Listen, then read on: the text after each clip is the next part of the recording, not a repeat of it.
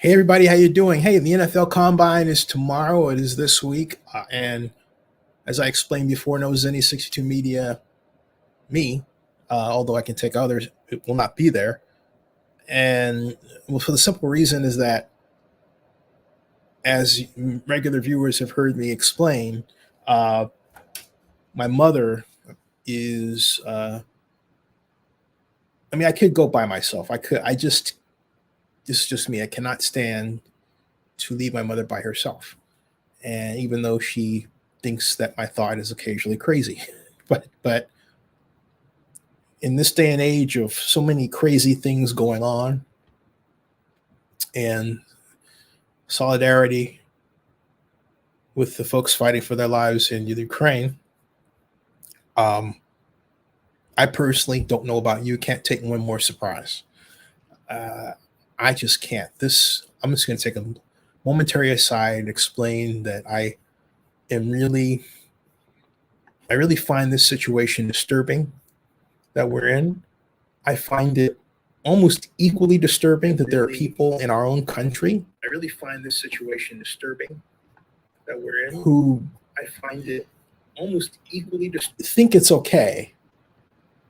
I don't know if they think they're being playful or what, to celebrate the actions of a criminally inclined madman who happens to be president of a world power, Vladimir Putin. Excuse me. I never, ever, okay? I have never in my life believed that I would hear I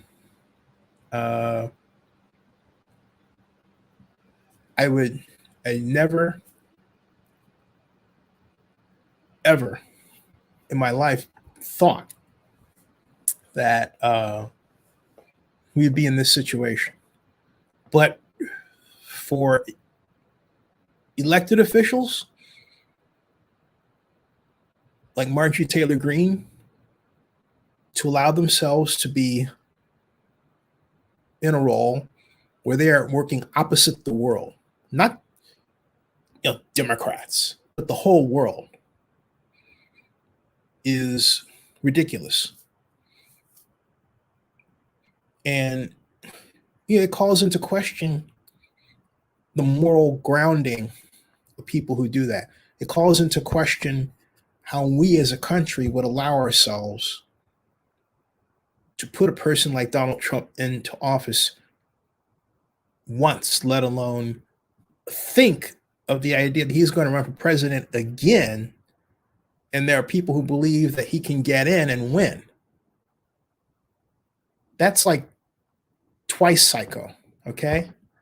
That's twice psychotic. We have to get to a point where, because I don't know what's driving all of this. I have theories. I don't know. Part of it is from an age where, it was illegal to consume drugs.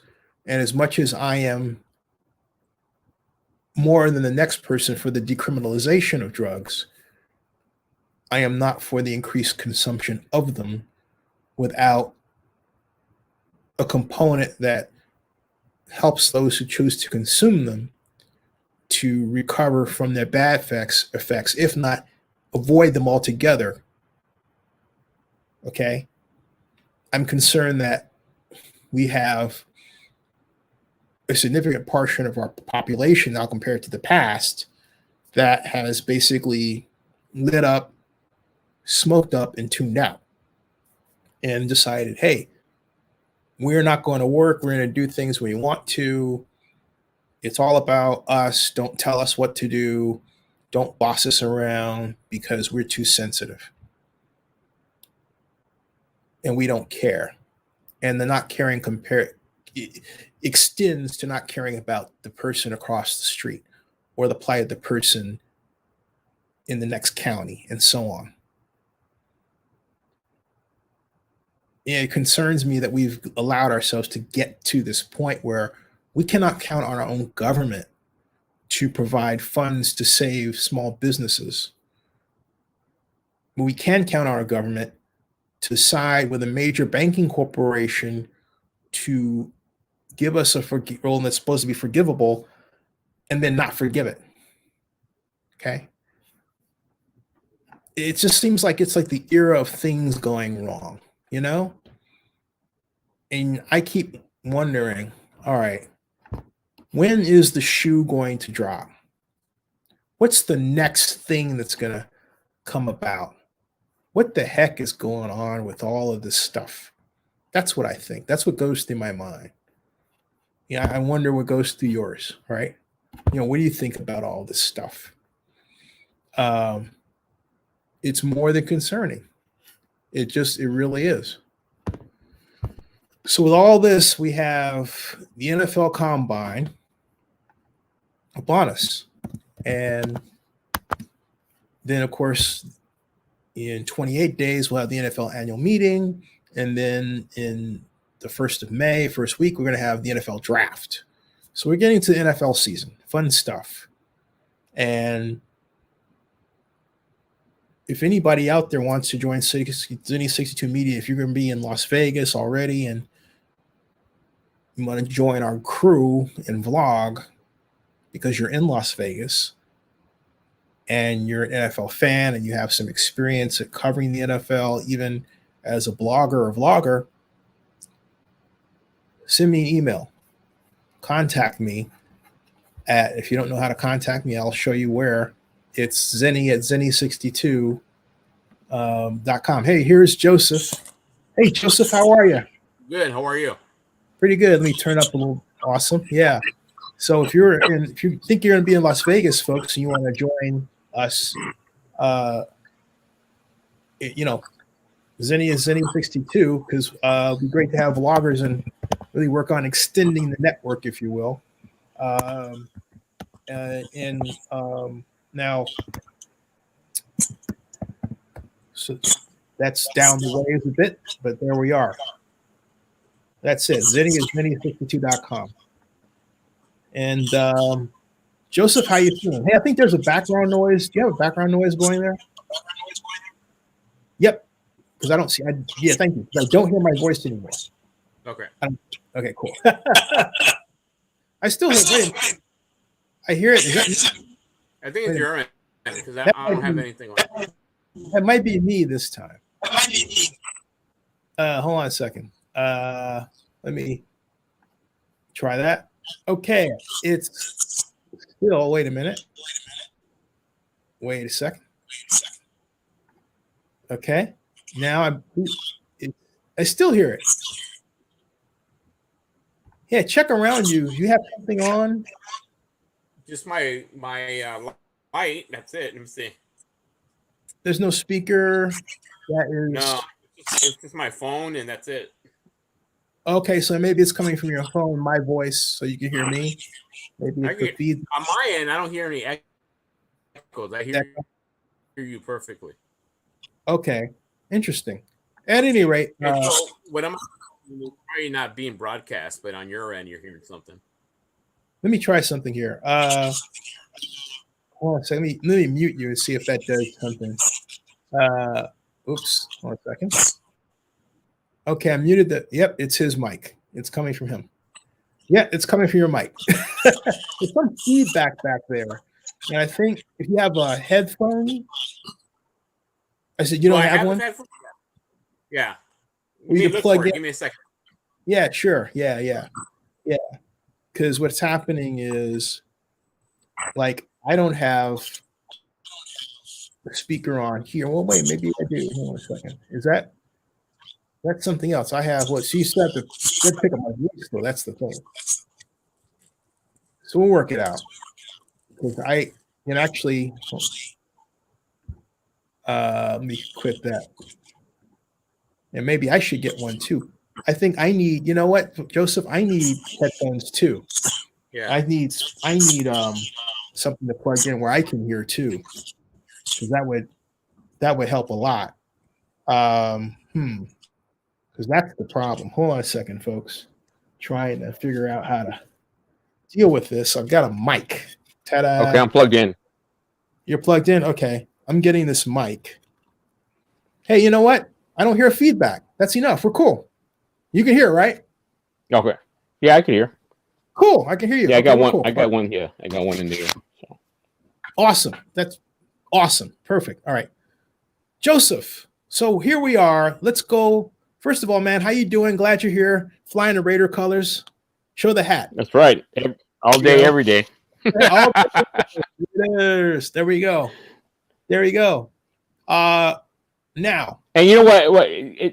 What's beautiful too is that we have Oakland, we have Los Angeles, and now we have Las Vegas, and we have the world. Raider worldwide. Raider worldwide. Yeah, and interesting note. During the Super Bowl week, and I was going to do a video on this, I just didn't have a chance. You know what happened in my family, but Eric Dickerson was interviewed, and he said in Los Angeles, in the media, and it's on Facebook and it's on the NFL web pages, that Los Angeles is a Raider market, not a Rams market. But see, he's a Ram. He's considered a Ram, even though he played for us one year. You know, once a Raider, always a Raider. He gave props to the Raiders, and subsequently after that, when he was supposed to be ingratiated into the Raiders, I mean, this guy's a Hall of Fame running back.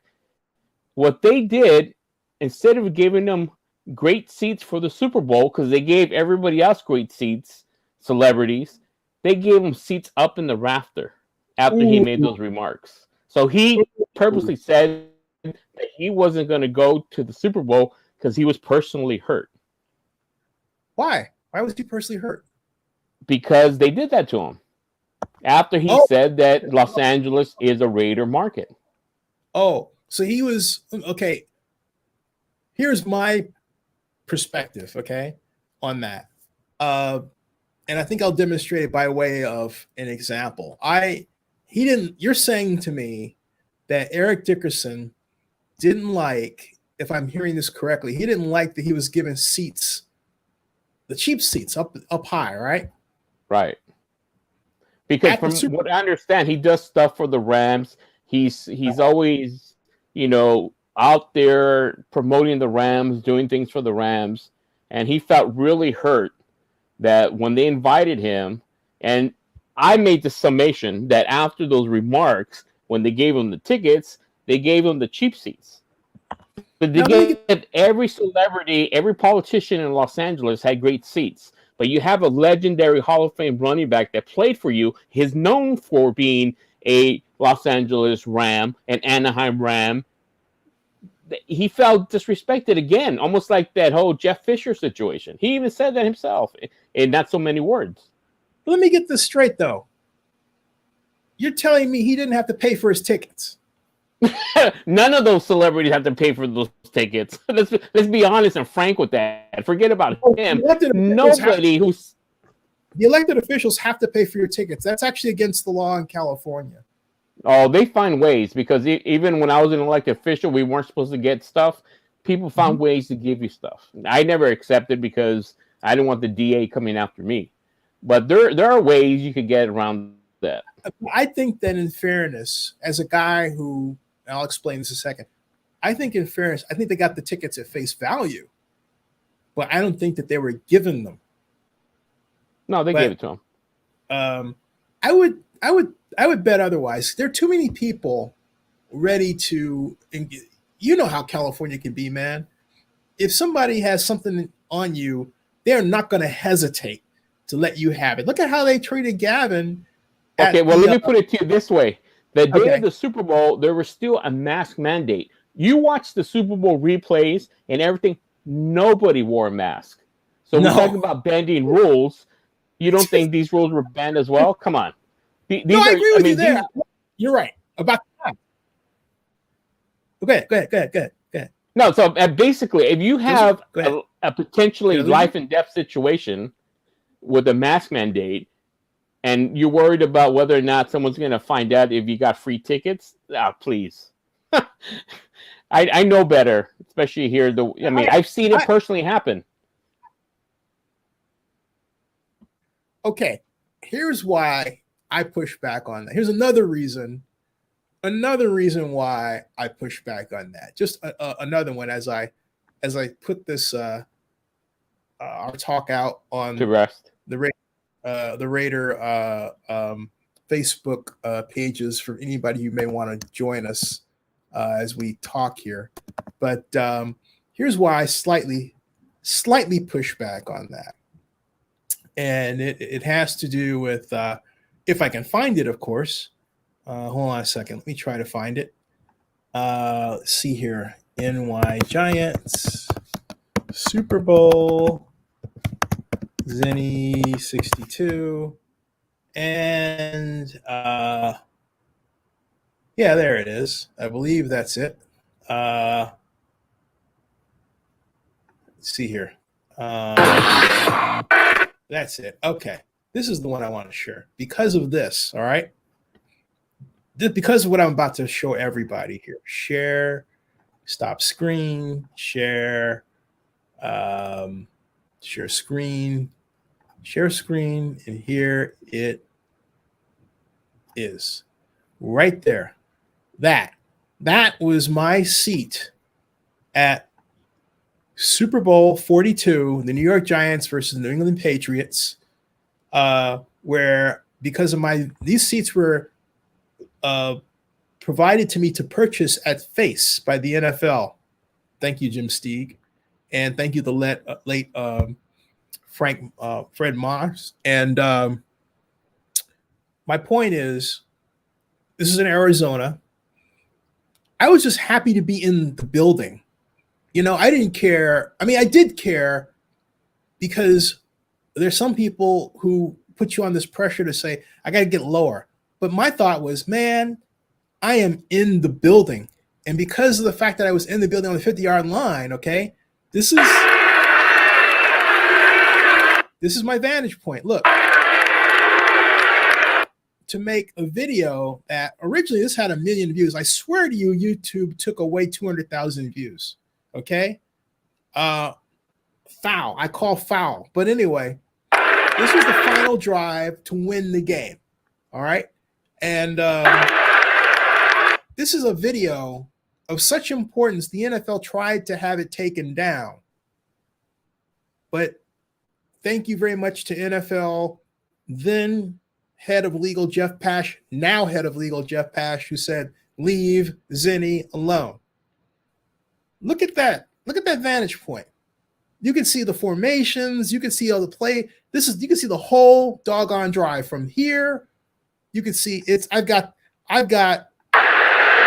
you know what that is right here? You see that? Guess what that is, Joseph? Joseph? Joseph? Guess what that is? Yeah, guess what that is on the screen? Take a guess. You tell me. Take a guess. I can't see that good. It's too small. It is Super Bowl game. Yeah. Well, I mean, in terms of the action, let me play it so it makes sense here, what you're about to see. All right, watch.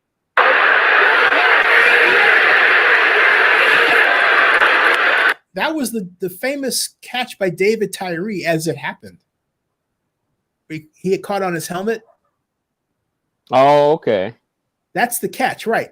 My point is, the reason why I go through this is the fact that, I'll be 60 this year and I'm, reminiscent about so many different things. Is the fact that I was just happy to be in the building, man. I was like, yeah, I was like, this is the place to be. So in that context, for Eric Dickerson, who undoubtedly got his ticket for free, to whine about it, that's just wrong, man. At a time when you have people suffering because of the pandemic, people who've lost their loved ones because of the coronavirus, the only thing he could think about is how he believes he was wronged by the Rams for giving him a free Super Bowl ticket on high in a stadium worth $5 billion. Now, I'm sorry, Joseph. There's something wrong with that to me. What say you?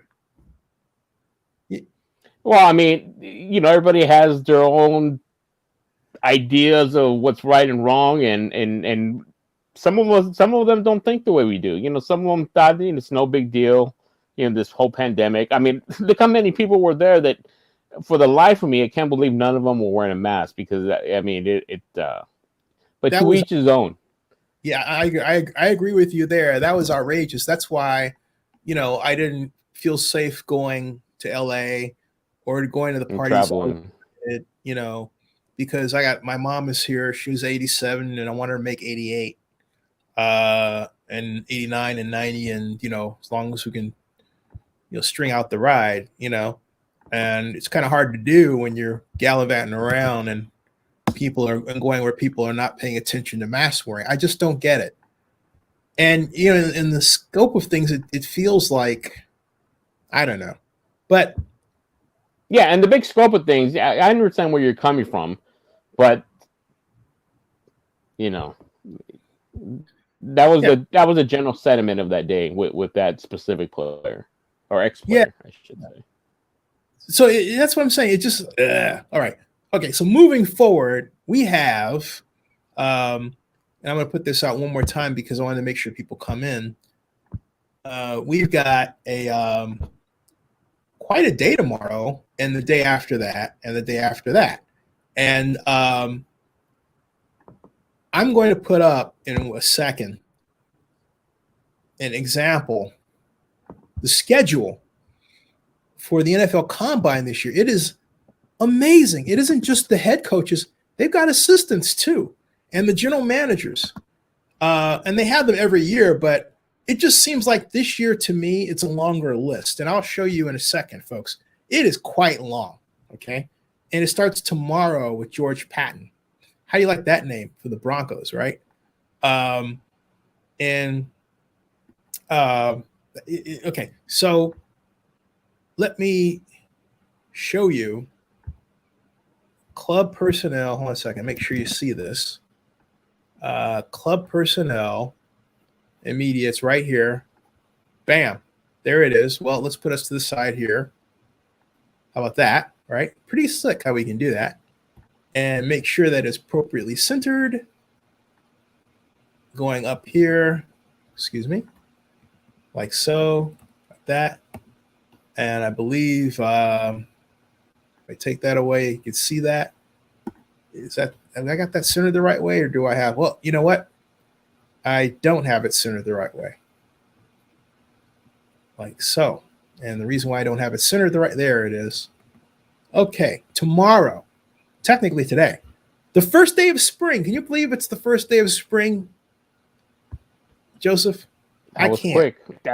I'm still remembering Christmas.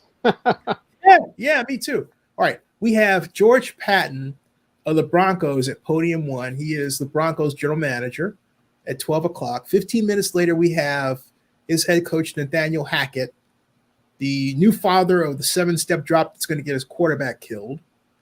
Then we have at the same time, Podium 3, Mike McCarthy of the Dallas Cowboys.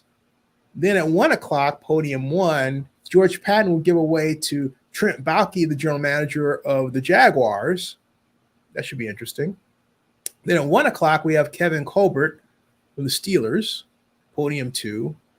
1 o'clock, we have Terry Fontenot of the Falcons at Podium 3. We have Brandon Beane of the Bills at, say that real fast, 3 times real fast. We have Brandon Beane of the Bills, 3 times real fast on Podium 5. Arthur Smith, the head coach of the Falcons, is at Podium 3 at 1:15. Sean McDermott, coach of the Bills, is also at Podium at 1:15 time slot, Podium 5. Then we have the 1:30 group with Chris Ballard of the Colts at Podium 1. The great Andy Reid of the Chiefs at Podium 2.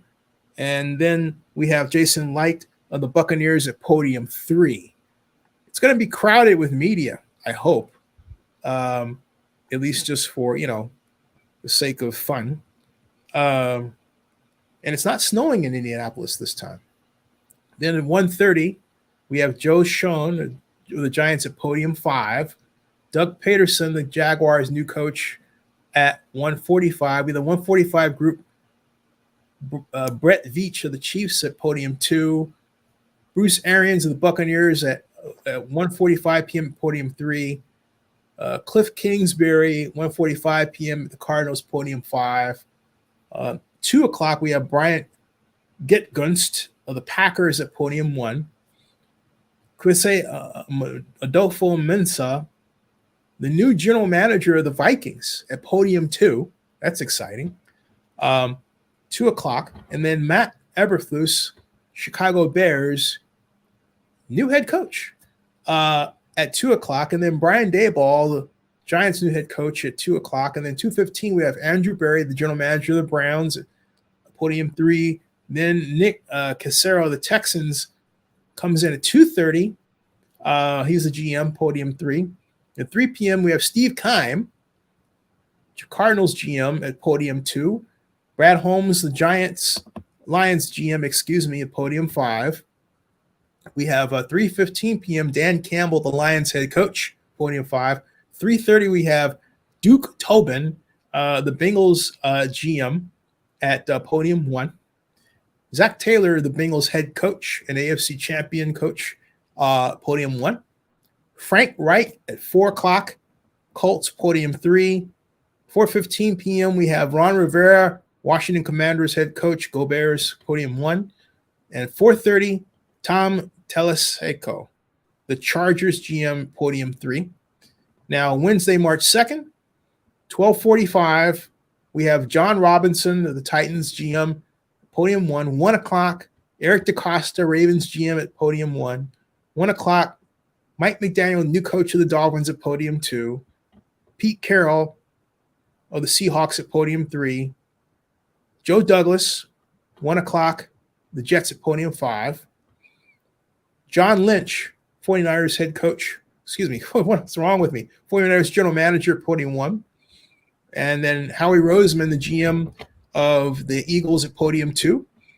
Josh McDaniels, Raiders head coach, at 1:15, Podium 3. So let's stop right there.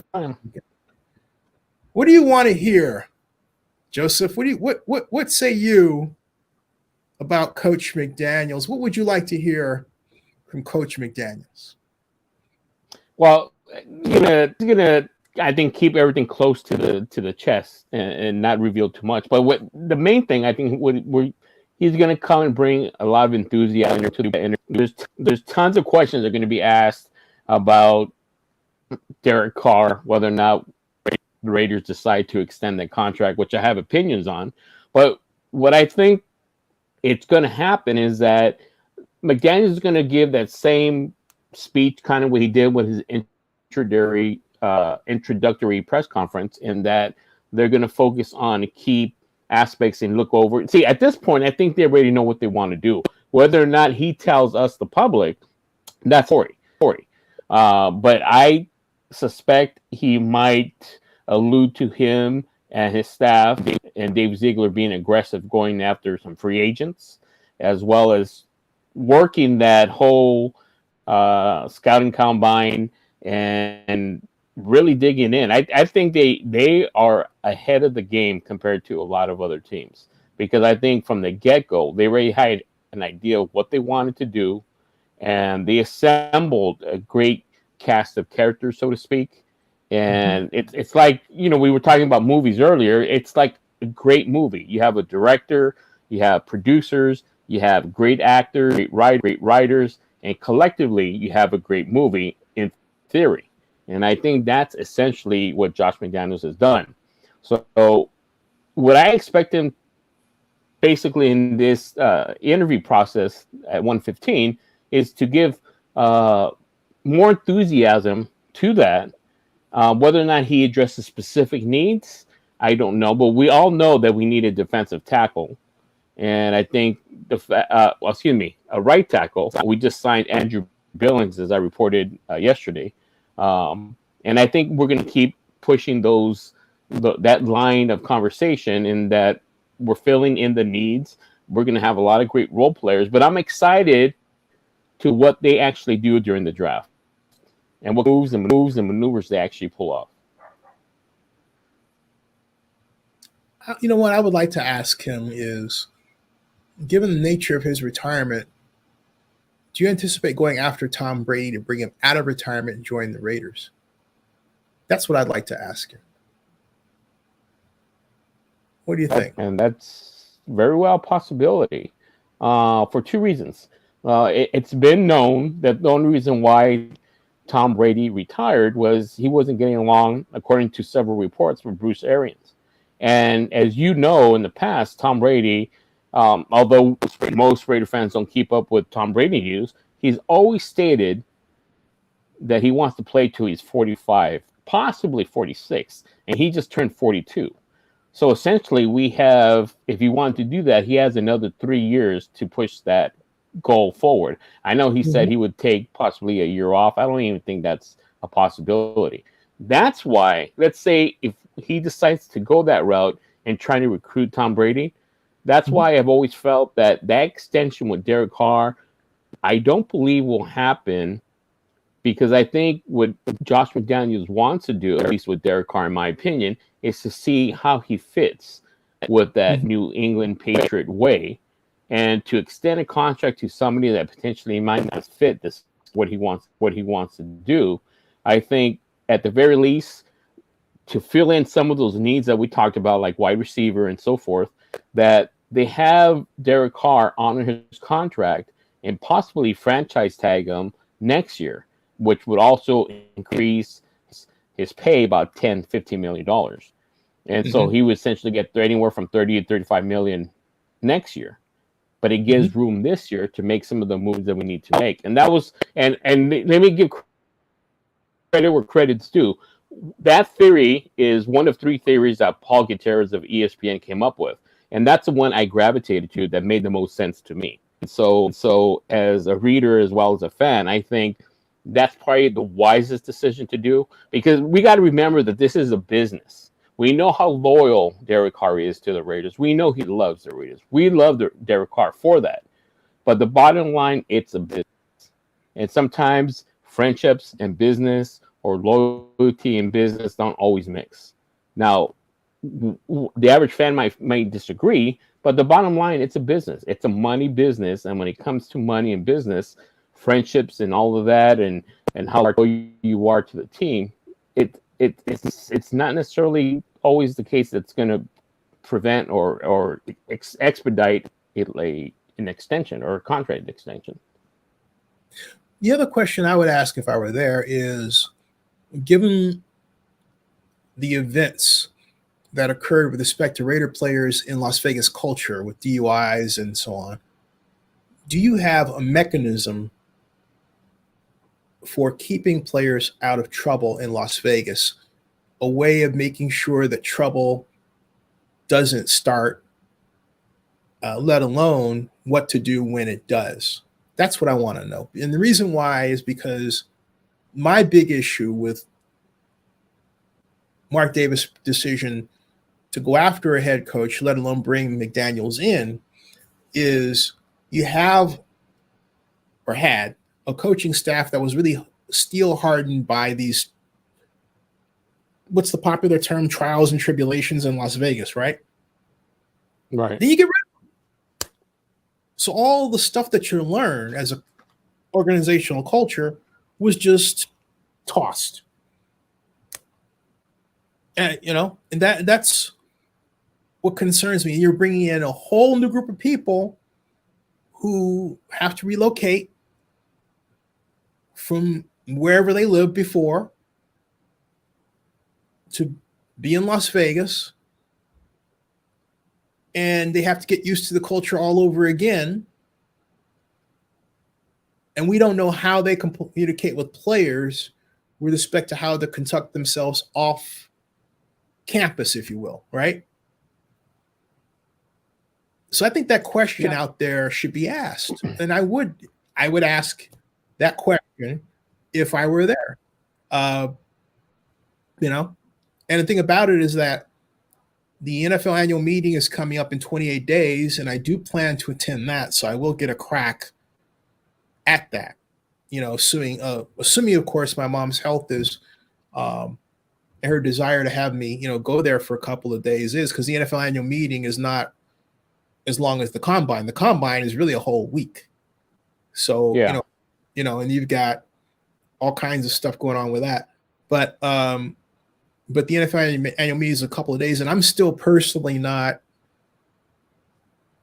I am not secure in the idea that we're so over the virus that we need to be gallivanting around. I mean, I don't know what you think about it, but no, I think we both feel the same sentiment when it comes to that, because to this day, I wear masks around everybody. The only times I don't wear masks is right now when I'm inside, this room by myself talking. I'm always wearing the mask. Yeah, I have one. I think I had one up here, but we're letting our guard down to the point where it seems to me we're going to look back another month from now and have an uptick in these cases.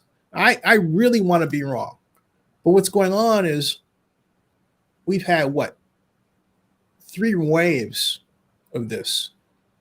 We had the initial wave, and then we thought, okay, the summer's over. It's going to go down in the fall. It's going to evaporate away, right? Instead, what happened during the Christmas of 2020? It kicked up again. And then that carried us through to 2021. And then it went down a bit, and we thought, okay, we're going to be okay. And then the summer, what happened? It went up again.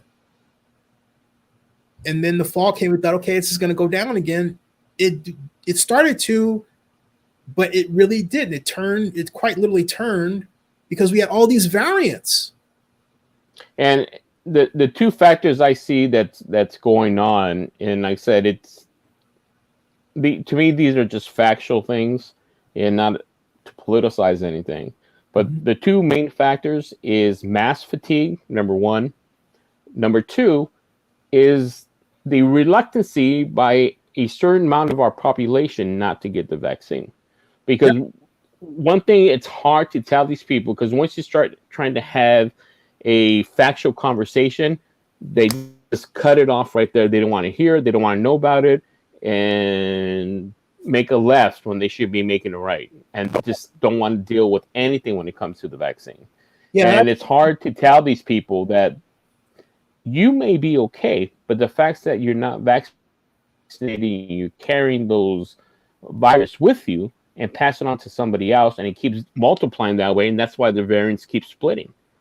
Yep.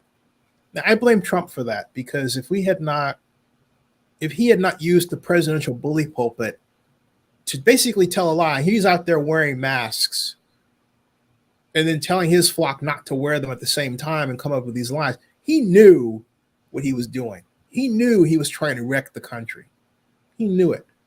Divide and conquer. And then he turns around. Yeah, well, look who's his best friend, Putin. What is that? Right. That alone tells you what this meant. Right. He ought to be concerned about the loans that he was given, because they may want their money back faster. They may wind up coming after him. I mean, ain't that a blip? We got a president of the United States that, may wind up, being on somebody's hit list for some loan that he got from an oligarch in Russia. Wow. Yeah. Yeah. What a country, So to kind of piggyback on what you said with regards to what do the Raiders do specifically when it comes to having nations and what we do with incoming college kids. Let's face it, they're kids. Theoretically in our society, 18 is an adult, but we know that there's a certain maturation that doesn't occur until later on in life. And so the fact is, the Raiders, not only the Raiders, because we everybody always wants to nitpick and point fingers always at the Raiders for whatever reason.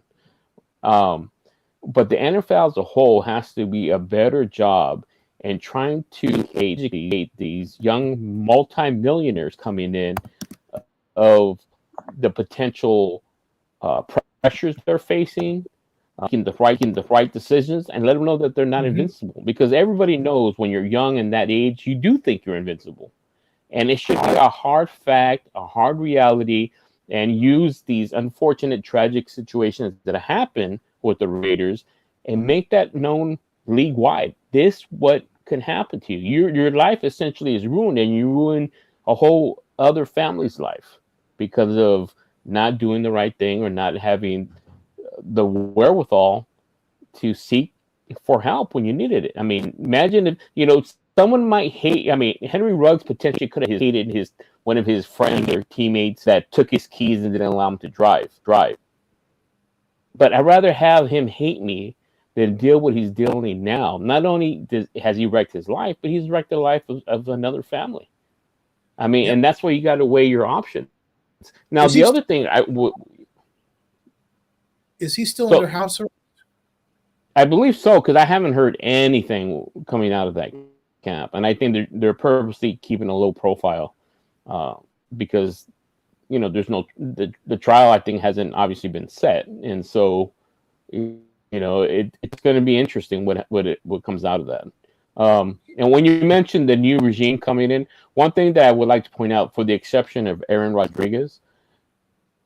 Hernandez, excuse me, with the Patriots, is that's kind of the only issues you ever heard coming out of the Patriots camp. And that, Josh McDaniel was there, and he learned something, obviously, from Bill Belichick. As much as Raiders despise the Patriots, there are a lot of things that did really well. And one of them is that you never hear of any Patriots really getting into any problems, for the exception of Aaron Hernandez. So I got to think that there's something in the way they process and do things when they bring it over to Vegas that would have a positive impact on the current players coming into the organization. I want to believe that, but it hasn't been Vegas tested. You know what I mean? And again, I go back to my assertion: you had a coaching staff who went through hell and structured a way to get back, so that by the end of the season, they were focused and fighting for a playoff berth, which they achieved. And now, what's the reward for their hard work? They get jettisoned. They got jettisoned and replaced with a brand new coaching staff. And so to me, that question mark is still there. Okay. Hey, what are you going to do in the Las Vegas parlance, in the Las Vegas situation? Hey, everybody, welcome to the program. If you have a question or thought, just type it down. I'll read it if it's appropriate, of course. But we're talking about the coaches that are appearing. Josh McDaniels, as you can see, is scheduled to talk at 1:15 p.m. on Wednesday at Podium 3. And by the way, OaklandNewsNow.com will have the videos. In fact, we're actually rebranding the URL, though. We'll have the videos from the Combine, because we have YouTube channels of the teams. And so you'll be able to see all of the coaches' videos that are there at OaklandNewsNow.com. But I'm just not convinced this was a great idea. I'm not wishing for it to blow up in the Raiders' face at all. Something else I'd like to ask Coach McDaniels goes back to the raison d'etre for why I created something called the Eagle Offense of the NFL, my playbook too, is in 2000. What I want to ask Coach McDaniels is, will we see a return or a resurrection of the 2007 New England Patriots offense plays that they used to run the table during the regular season and got them to the Super Bowl? Because that was a one-and-done offense. It was based on the Urban Meyer spread. They sprinkled in their own innovations. If you take a look at the tapes from that season, they had, the Patriots did, they had their slot backs like Wes Welker line up, and rather than go all the way downfield, if the receiver was say 10 yards or if the cornerback was 10 yards or more off, he'd just take 5 yards, he'd stop.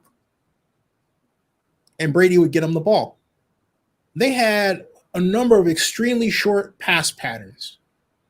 And they would basically flog you to death with them. They would mix them with outside fly pattern passes to Randy Moss, crossing patterns with their slot back, short, and I mean of a short variety too.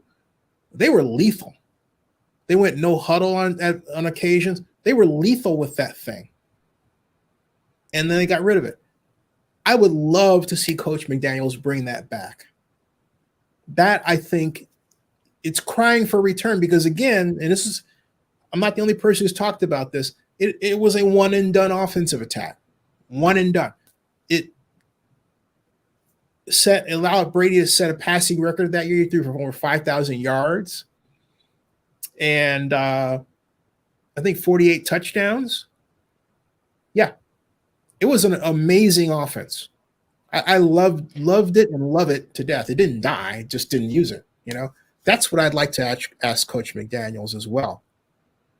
And I think what the exciting thing with McDaniels is that it's not going to be a predictable offense like they've been in the past.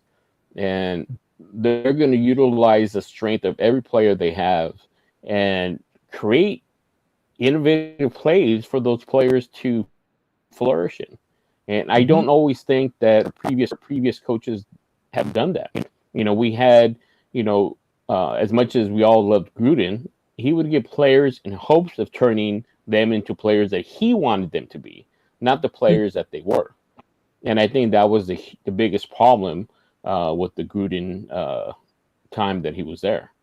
And so we saw that with some of the players. So having said that, give me 1 minute. I'll let you speak on that. I just have something. I'll be right back. Okay, sure. Sure. I think what I expect from Coach is McDaniels is at the podium is to really, as Joseph said, and I completely agree, he's going to focus on the Derek Carr situation, but also talk about Marcus Mariota and win that because someone's going to ask him about the expectations from Mariota.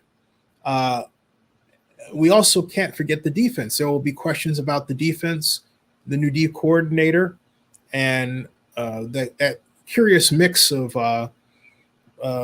Coach Graham and Coach Ryan, I think is an exciting one, as well as this multiple defensive approach they're going to have, which I think is really about time because for as long as I can remember, the Raiders were known for what I call the Al Davis defense. You would say, what do I mean, Zenny? Well, it's like this. Al LaCasale, who was the executive assistant for the Raiders and Al Davis' right hand, and I would have lunch at Linguini's in Alameda, which is still there, I hope. God, I hope. On Park Avenue. Oh, Linguini was, it's amazing. Anyway. Why? Because I was economic advisor to Elihu Harris, the Oakland mayor, at the time between 1995 and 1999. And in 96, LaCasale came to me and said, Zenny, we need your help. We want to reestablish the 49er preseason game. Why? Because the Raiders had just returned to Oakland from Los Angeles. But he said, we don't want it to look like it came from us. So that's when he came to me to be sort of an emissary to the 49ers, for it to be my idea, to push it, that sort of thing, right? It was really their idea. But to do that effectively, LaCasale was trying to teach me NFL politics. Well, not trying, he did. And in our conversations, we talk about, well, for example, he said, there's one guy that I want you to get to know. They're grooming him to be commissioner. His name is Roger Goodell. And so my first conversation with Roger Goodell was over the phone in my office. He wasn't in my office, but I was calling him, right? And we talked about his dad for a solid hour. But we also, with something else that LaCasale and I talked about, were up-and-coming coaches. Like he said that there's this young genius named Chan Gailey. Now, Chan Gailey has turned out to be an effective offensive coordinator, okay? Genius, I think of Bill Walsh and Tom Landry as geniuses. And geniuses to me are, and I told him this. I said, hey, I asked him, I didn't say he wasn't a genius. My first question was, well, really, what offensive innovation did he come up with? I didn't get an answer. And then on defense, we were talking about defense, and what I realized is the Raiders have a particular style of defense at that time, which said that you didn't one gap. In other words, the Cowboys were known for the flex defense and one gapping, okay? But the Raiders had a two gap style along the line.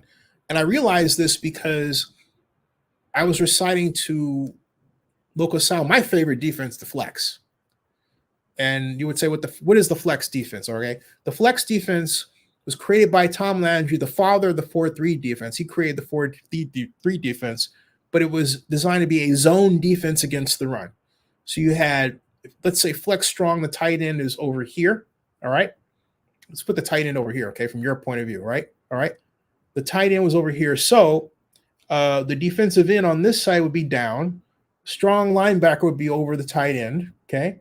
The defensive tackle on the strong side would be up. Middle linebacker Bob Brunick would be here. Randy White would be here, okay? And Joseph's back. I'm telling them about the flex defense. Randy White would be over here, okay? On weak side, this is flex. This is the strong side, and that's flex. In other words, flex strong was where the defensive end was actually down nearest the tight end. Flex weak, it was the opposite, where the defensive on the weak side was down.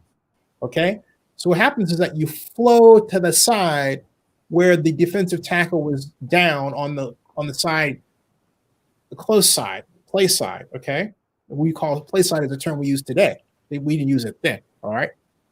And so those are geniuses. But my point is that was the Cowboy way. Local Sal didn't like that because he says, okay, who defends the other side? In other words, if I'm flowing to this side, what about the backside? So the Raiders objected to that under Local Sal and Davis because you couldn't protect the backside. All right. To my way of thinking, you did your analysis, and then the Cowboys thinking the middle linebacker would do what's called a 3 call. So in other words, if let's say we're in flex week, the tight end is over here, the defensive end is over here, right? This is down, and so we're flowing, and we expect the play to go weak side, all right? This way. We expect the play to go this way. See, folks, if it seems like I'm getting mixed up with my direction, it's because if I point this way, I'm actually pointing to the left, but to you, it looks like I'm pointing to the right? So I got to think about that. At any rate, my point is that, pun intended, my point is that the idea with the flex is we've studied and we scouted you because Cowboys are known for using the computers and scouting, even in opposing teams. And we figure that 68% of the time you're going to run, weak side. So we're going to call flex weak. Now, if the running back goes back the other way, Bob Bruni, the middle linebacker, does what's called a 3 call. That is, he's going the opposite here. Why 3 call? Because that's the 3 position opposite. 3 call. In other words, he's instructed to run to that area if the running back does not go with the grain of the defense. Okay. All that's programmed in. That was not the Raider way. The Raider way was much more freelancing. Okay. So in that context, this is the first time I can remember outside of Willie Shaw, when he was the minister of defense for the Raiders, where the Raiders actually had a complete departure from that more read and react style that Davis had, that was not so gap oriented. I'm excited to see what they do on defense. And I expect a lot of questions about defense. Now, John Akala has a question. Hey, John, he says, who do you think the Raiders might have hired if Josh McDaniels would not have taken the job? Bisaccia? I think it might have been Jared Mayo. But honestly, I would like to think he would retain Bisaccia, but Mark Davis understands best, I think, why he made the move he did with not retain Bisaccia. And I believe that with the Raiders' sponsorship relationships in Las Vegas and the need to be consistently entertaining and high profile, if it wasn't McDaniels, it was going to be another name. It was going to be another name. And it wasn't going to be a young coach. And if it were a coach who was African American, it was going to be a name African American coach. It could have been somebody like from Stanford. If David Shaw would come, or David Shaw, I think, would have been a great pickup for the Raiders if Coach Shaw wanted to leave that money pit he's got down there in Stanford, which is why he's there. I don't know if people realize that, but he's sitting on he is sitting, David Shaw, the head coach of Stanford, on a $500 million endowment. Okay? I mean, he's set. He can keep that job for the rest of his life as long as he continues to do reasonably well. He didn't do well last year. He's got some challenges there with injuries. But, I think there's – but I want to talk – go ahead. Go ahead. Yeah, go ahead, Joseph. So go ahead, please. Okay, so I there's some validity to you said when it comes to high-profile coach and sponsorships and so forth being in a new city. I like to think that it's more football related because you look at one more. I just want to make sure it's emphasized. Not any city, Las Vegas. And the reason why I say that, and I want you to hold your don't forget what you're about to say. But when I was at the Raiders sponsor party in Las Vegas for CES in 2018, Mark Davis, we were at the top of what's called the Skyfall Lounge at the Delano. Beautiful place. And he looks out there and he goes, is that where you met you talked to Jerry Jones during that time as well? Yeah. Well, Mark is saying, look out there. It's activation. Mark is very marketing oriented, right? So he's talking about the lights out there and the need to sell. So that's why I say in the Las Vegas parlance, maybe not in Oakland, certainly not in Oakland, but in Las Vegas, he thinks differently. Okay. That's why I said that. So go ahead, what you were going to say. And I totally believe that that's one of the primary factors. I'd like to think the other one, hopefully equal to that, is the fact that we look throughout the Raiders' history, we've always did it the quote-unquote Raider way, and we're living in a whole different time, and it hasn't gotten to the next level. You look at the last time they were successful was, and it's not even that much of us in 2016 going into the first playoff in X amount. I mean, think about it. The last time they won a Super Bowl, they were in LA before they went back to Oakland. That was in 1983. A lot of viewers that are watching weren't even born in 1983. That's how long ago it was. Unfortunately, I was, and so were you. But I like to think that Mark. Unfortunately, hey, come on, man. Hey, man, no, I want to stay young forever. You look great, though. It's just, how long have we been wanting a change and something to go? I mean, we're always reaching for that goal. We're like this, always reaching and never getting there. And I think he had enough of that. And again, one of the primary factors he made the decisions he's making is exactly what you said, because we're in Las Vegas now. But the other reason I like to think is, looking back at what we've done, it hasn't really worked. Even bringing back Gruden backfired on us. So I think this had to be done, because if we would have kept, I love Bisaccia. I would have loved to retain him as a special teams coach, but by keeping Bisaccia, it's the same status quo, and he didn't want that anymore. because we already seen what came out of that. So that was just my take, but 100% I agree that that's one of the factors that you mentioned. Yeah, no, I mean, he wasn't afraid to pull the trigger, and Mark has a knack for making that decision that isn't popular, but it works. You know, I mean, I have to say, it's always something that's, and I'm not saying this to curry favor or anything. Everybody knows that. I mean, who cares about my opinion, negative or whatever? My point is this. I care about my opinion, but my reason why I said that is because sometimes there's always this tendency, we're talking about somebody, to tell other people what you think about that person. That doesn't matter in this case. My point is, and I am talking about what I think about it. I think Mark Davis is a genius. And I just said it just like that with respect to the business side, the marketing side of football. I think with respect to offense and coaching style, I think he makes his decisions in a non-Clint Murchison style. In other words, get a coach that's smart and young and not people really don't know the name. Give him the resources and excel. I mean, for example, if Mark Davis had a different mind and hired T. Martin to be the Raiders head coach, I'm telling you, they would have had a Super Bowl by now. Why?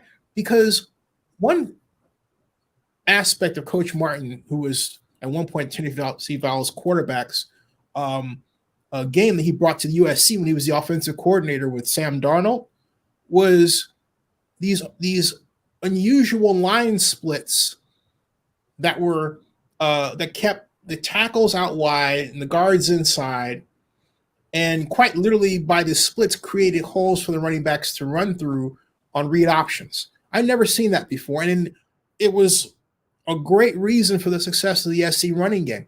This is a man who understood how to use offensive line spacing to create opportunities, gap opportunities for his running backs. But you had to actually pay attention to that aspect of football, as I do on a regular basis, to realize that, whereas Mark Davis just made fun of him. And that was a bad move.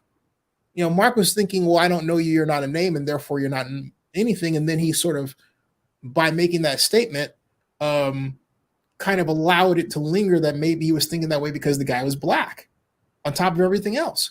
It was a major, boneheaded way that Mark Davis exhibited at the time.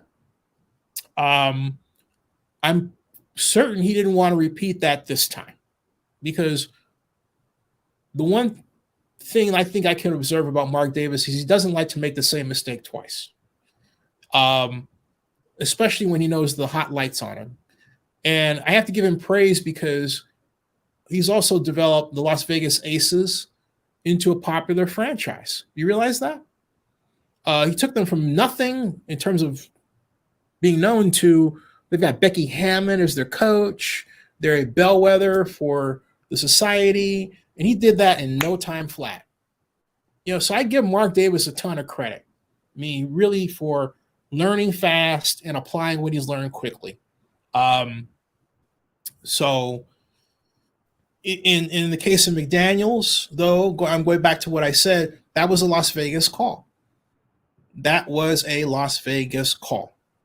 And he's got, the other thing is, you have to remember that the Raiders have the luxury of not owning the stadium, which they don't, but they do own the revenue stream from it. And he's got to be careful, because there's a rumor that a president of a casino on the Strip was arrested, or at least detained, for money laundering. Now, was that person representing one of the casinos that's a sponsor for the Raiders? You've got MGM, right? You've got San Manuel Casino, right? Those are two, okay? And who am I leaving out? That's in Southern California. Yeah, who am I leaving out? MGM. San Manuel. Think of another. Well, he just got. I'll think of another casino. Oh, MGM is the one that comes up with the M Resorts and the M Resorts people. And of course, I'm thinking of the not MGM, but Hornbuckle. Bill Hornbuckle is I believe Hornbuckle is like MGM. Let me make sure that I've got that down there. Buckle Horn. I'm typing this in Google to make sure that I've got it right. But yeah, he's the chief executive and president of MGM Resorts. So MGM Resorts is, major player there, and so we hope that. Here we go. Yeah, there we go.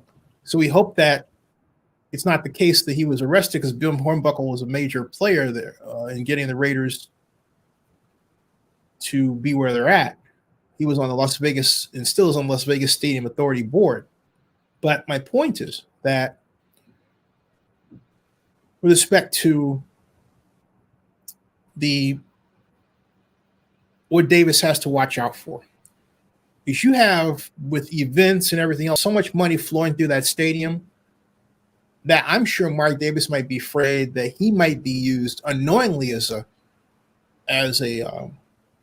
person that's overseeing a building that's ripe to be used for money laundering. Right? You hope not. You hope that they have the proper controls. But if I were him in that environment, I would be scared to death. I really would. I mean, you ought to be. You ought to be, because it's the flip side of what Eric Grubman told me when he was representing Everett NFL Properties, and he was the stadium czar, as I called him, and the relocation czar, which I called him on good days. I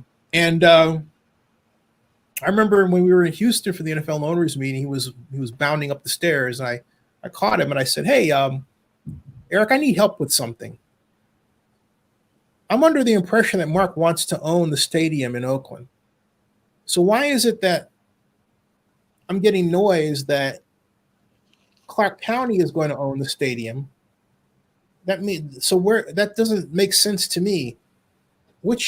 How are we supposed to think about this?" He said, "Well, look, Zenny,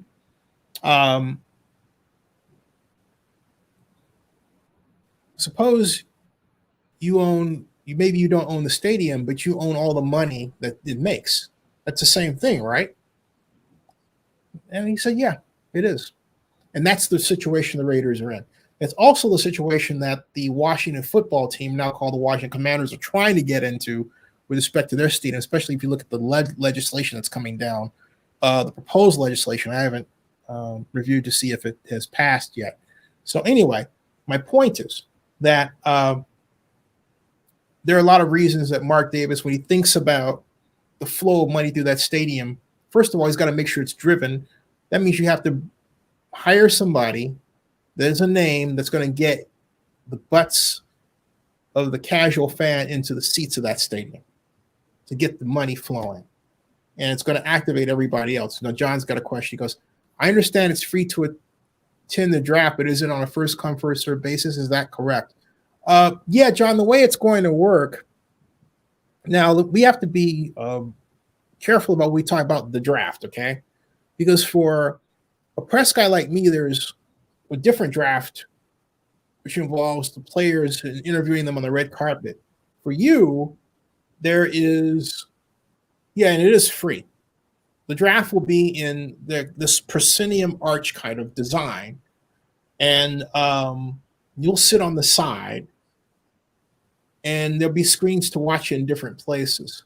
Get your tickets now. You know what I really, though, recommend, John, is if you're going to be in Las Vegas, I think this is just me, okay? This is just me. I think you're better off going to a draft party that's in the area, and that's just from experience. Getting a hotel room and then finding a draft party where you know the people rather than trying to sit in any of the venues. And the reason why I say that is that it's when you get there, it's kind of hard to explain, so I'll just say it. You will have less fun sitting there unless you're with friends, and you're going to wish that you were outside of it. It's better to have that place to go to, and then go and look at how it was set up and everything else, right? That's just me talking. That's how I would do it if I were a fan outside, because especially if you're just a fan of one team. Yeah.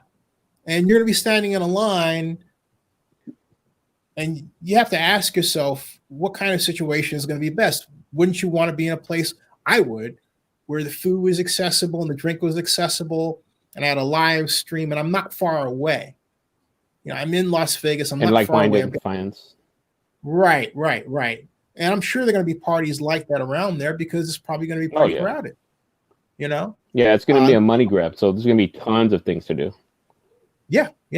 So that's how I would do it.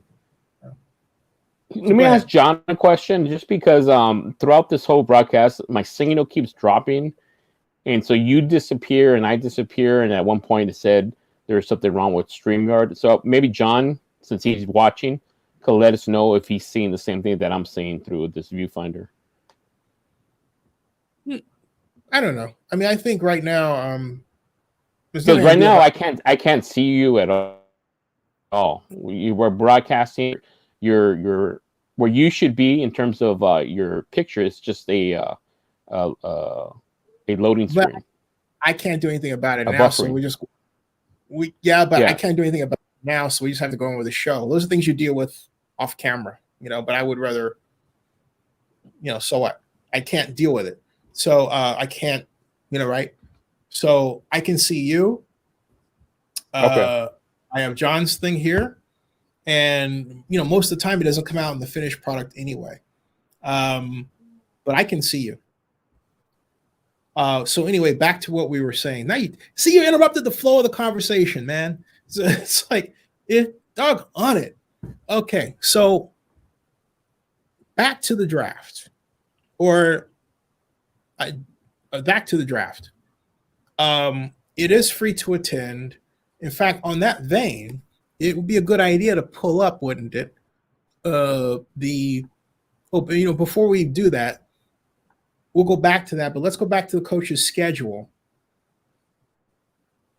Just because we may be missing a Raider that's going to speak, right? So, on that note, ta-da! All right. So we left off with Coach McDaniels. Then Robert Salah, the Jets at 115, Podium 5. 130, Martin Mayhew, the GM of the Washington Commanders. 130, Nick Sirianni, the Eagles coach. Then Kevin O'Connell, the new coach of the Vikings. Scott Filter, the general manager of the Panthers. 1:45 p.m., Mike Vrabel, head coach of the Titans, Podium 1. Matt LaFleur, head coach of the Packers, Podium 2. Here come the questions about making Aaron Rodgers the highest paid player in the NFL. Kevin Stefanski, the Cleveland Browns head coach, at Podium 3 at 1:45. This is on Wednesday. And then 2 o'clock, Dennis Allen. I'm looking forward to Dennis Allen of the Saints at Podium 3. 2:30, Lovie Smith of the Texans. Looking forward to Lovie at Podium 3. 4 o'clock, John Schneider of the Seahawks at Podium 3. And Brandon Staley, last but not least, of the Chargers at Podium 3. So we do not have the Raiders' new general manager here, unlike Mayock. How about that?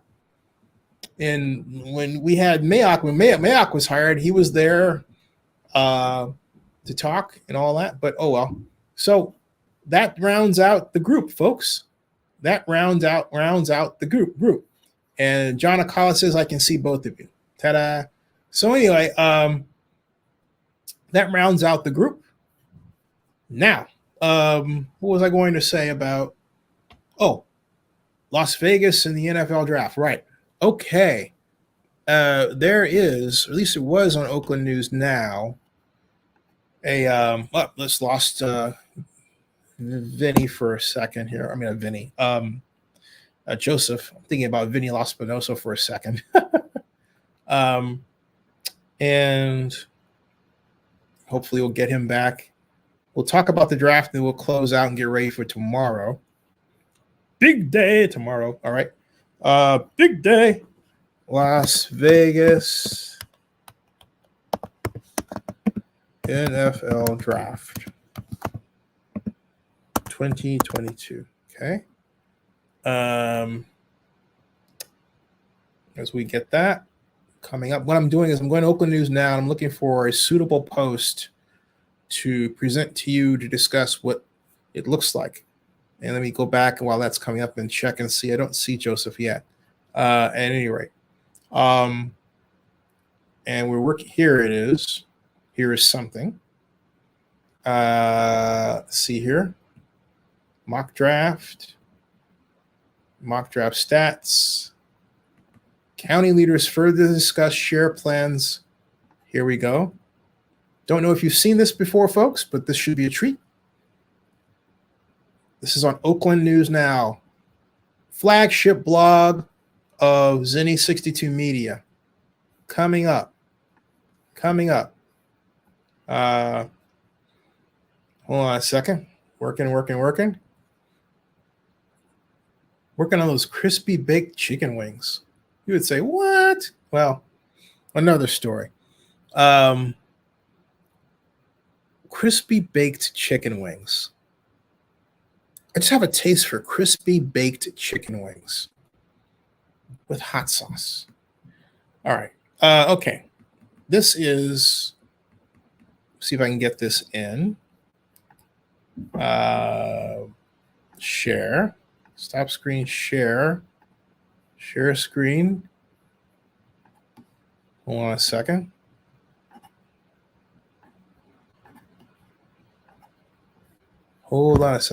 Right here. Whoops. Let's see here. There is that. And there we go. Okay. Okay, there we are. And then we're going to do next is oh, by the way, here I lost. Oh, okay. He lost the signal completely. Okay, sorry to hear that.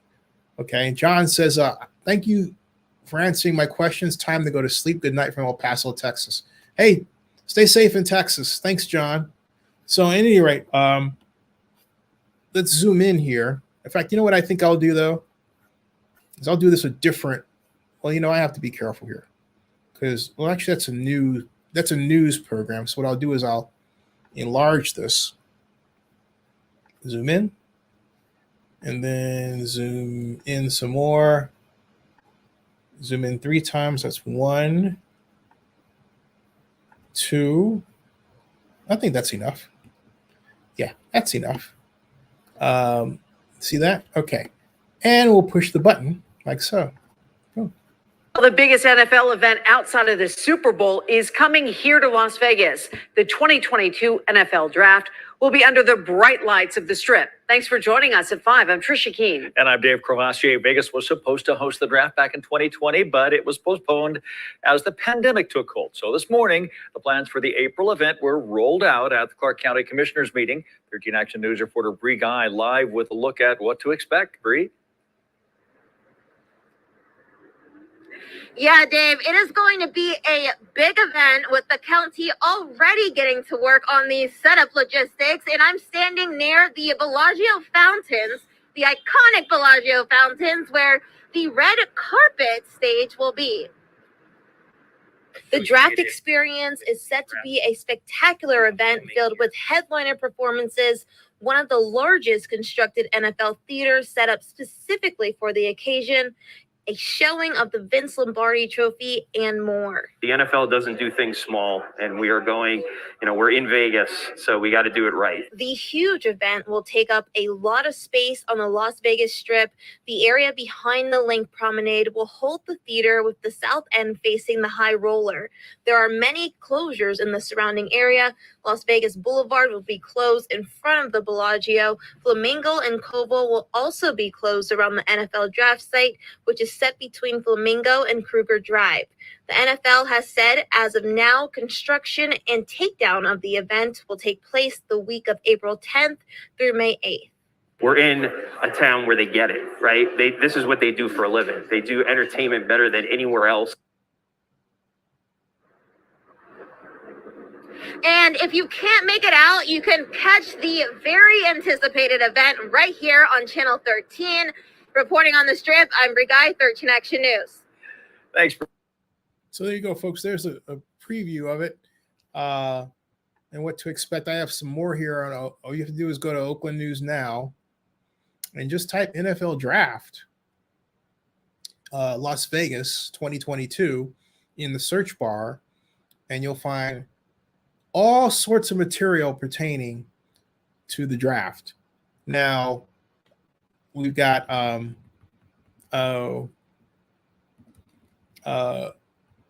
top of all that, we also have some material regarding, draft preview, what the Raiders are going to do and all that stuff. But as you can see, we've got a lot of stuff, okay? We've got a lot of stuff. Exciting. Can't wait, folks. Can't wait. If you can't make it there, you can make it here. That's right. Hey, there's a tagline. So, folks, it's 1:42 here in the East Coast. I'm going to shuffle off to bed because, hey, later today, it's a big day in Indy. Subscribe to Zenny62 and bookmark oaklandnewsnow.com. And please remember to subscribe to Zenny62 YouTube, because I'm going to change the system so that you'll have to have a subscription in order to be able to comment. But if you have a subscription, hey, you get notifications faster and everything else, right? But be sure you do that. All right. Live long and prosper. Thank you. So yeah, that ends this broadcast.